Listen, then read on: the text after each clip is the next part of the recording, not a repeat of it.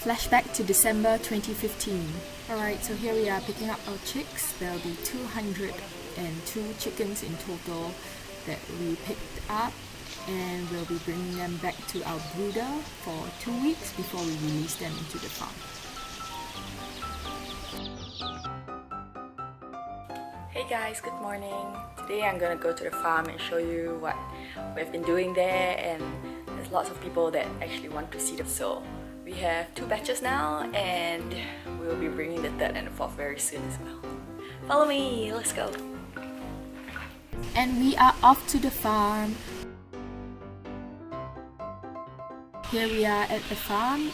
We have a chicken here who is free ranging. We grow all our chickens free range, so they are stress free and happy.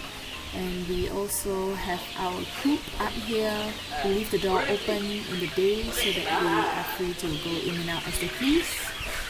And we also feed them coconuts and ubi kayu, which is tapioca. This is our 2nd batch of chickens. They are about 7 or 8 weeks old, and there are about 360 something of them right now in the farm. And they love their ubi kayu, as you can see.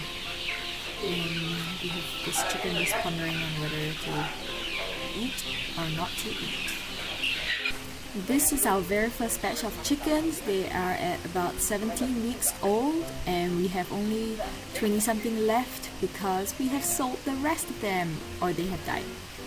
We also bought a couple of adult kampong chickens, and they have laid eggs and they have hatched. So here are the chickies following their mom around.